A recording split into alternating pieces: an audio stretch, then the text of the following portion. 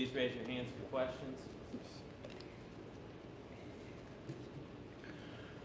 You know, we've had 3 good days of work. Our guys have jumped right back out there, and it's been really positive. Lots of energy. These guys have practiced really good all year, continue to improve, see the improvement, see a lot of development with the younger guys. We've had a lot of opportunity to work younger guys throughout the season, and it's showing. We're getting more depth, whether it's a young guy or it could be an older guy that is just now getting it. So that's good to see. Got a tremendous challenge this week in South Carolina. When you look at them and look at their body of work and who they've played just in our conference, talk about beating Georgia. It really should have been 24-24 at halftime against Alabama. They had the ball on the, 1-inch line or 2-inch line there right before the half and had a fake field goal called back. So it should be tied at half, and it wasn't. Was leading Florida going into the fourth quarter. So these guys have a really good football team. Offensively, have really done a nice job running the football.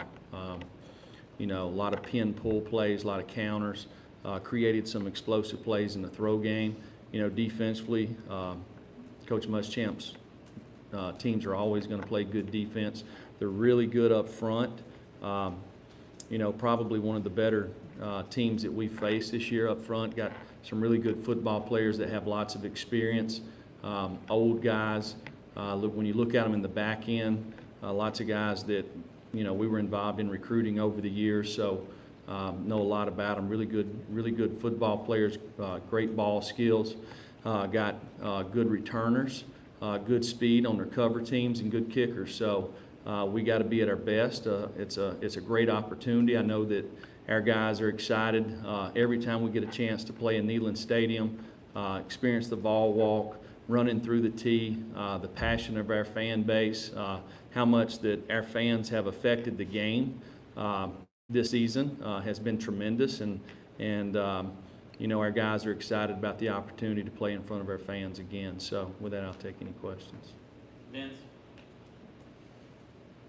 2 things, Coach. First, with the experience that you've talked about at lots of different positions, but specifically on defense that you've been able to get throughout the year, has that allowed you to expand your calls defensively and what you put on the plate of your players with them having more experience? And then 2, how have you felt like your wide receivers have done against press coverage this year? Well, defensively has been it's been an unusual year. In fall camp, we had a really great base during spring ball, summer, fall camp. We lose 3 or 4 players at the beginning of the year, and to find a way to get our best players on the field, we moved some guys around, so it probably made us go backwards defensively, and we really had to water down a whole lot. As we get some of these guys back, it has enabled us to kind of go back to our foundation of what our kids know. Unfortunately, last weekend with Henry not playing the first half and Daniel being removed there early in the second quarter, we kind of had to go back and be a little simpler there for a little bit. But Quavarius Crouch is a guy that had started at inside backer, then we moved him to outside backer to kind of give him an opportunity to play more, and then moved him back. So with that, he knows the concepts and can play, but the longer you do something, the better you get at it, right? So, and he'll continue to do that. It's only going to help him in his career and create value for him. So as the season has progressed here, we are able to do a little bit more. But probably from a schematic standpoint, especially on third down, that's probably where you see the biggest part that we've been watered down a little bit, is just moving guys back and forth and really not having enough depth to just kind of plug and play at each position. And then the receivers in press coverage? I think our guys in press coverage, because we do a lot of it ourselves, and working against our guys. And, you know, in this league, you're going to see it. We'll see it again this weekend. So you got to win at the line of scrimmage. We have big guys, so they have an opportunity when they get on top of people to use their catch radius. And so that, I think they've done a nice job with that. David and Steve. Drew, where would you, or how would you describe where Brian's at and sort of the diagnosis and recovery for his injury? Say it again. How would you describe where Brian is and his sort of diagnosis and recovery? Well, I just go by what the doctors tell me. So I trust our medical staff. Chris Klink does an outstanding job, okay? And, you know, right now he's not practiced this week, so I said he was doubtful today. So they'll go through the process and give him the best medical care that there possibly can be out there. You know, with all of our players, you know, we have great doctors here at the university, but just like anywhere else I've been, you always, if there's a specialist somewhere, you send somebody to look and see. We've done it with Trey.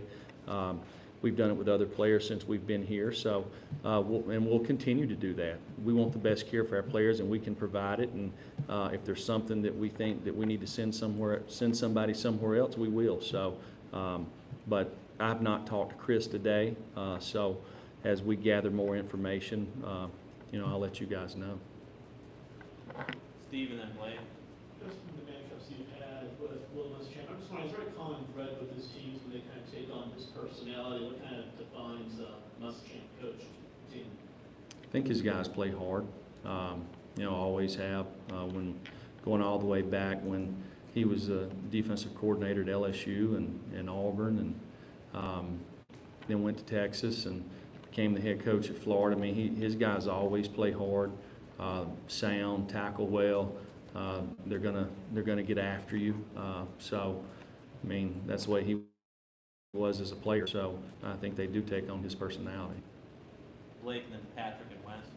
Jeremy, do you expect to have Latrell Bumpus and Jameer Johnson available this week? You know, Jameer he's been able to participate in practice. He did last week. You know, he's really recovered really fast from his procedure. So we held him out. He was ready to play probably last week for a limited amount of snaps, but you know, the way the game went, the guys were playing really well, so we chose to hold him out, which has been good for him. He's continued to develop and get stronger and gain confidence, so he should be available this week. And Latrell, you know, he'll be questionable for Saturday. Patrick. Jeremy, looked like Caleb McCullough played quite a bit the other night. Just kind of how's his development gone during the season, and how close is he to being a guy that can help you guys more often in the secondary? Well, he's played off and on as the year has went. You know, a lot of people don't know he had a little foot surgery in the off season that kind of hampered him a little bit during fall camp, and it's kind of getting his legs back under him a little bit. Just looking at our GPS numbers yesterday at practice, is the fastest that he's ran since he's been here. So it's good to see. It's probably some of it he's gaining a little bit of confidence in what he's doing based off the reps, but he's a guy that we've asked to play 4 different positions in the secondary, and there's very few freshmen that can do that, but he can. So he'll continue to play a lot of ball. West. Is the plan with Jared and JT just to let them compete throughout the week and then announce something Saturday, or is there anything you can say about what that decision-making process is? Well, we still have a lot of prep time between now and Saturday. You know, we got 3 days of work here. There's still a lot that we do, so we'll sit down as a coaching staff and we'll make a decision what we feel like gives us the best opportunity to have success.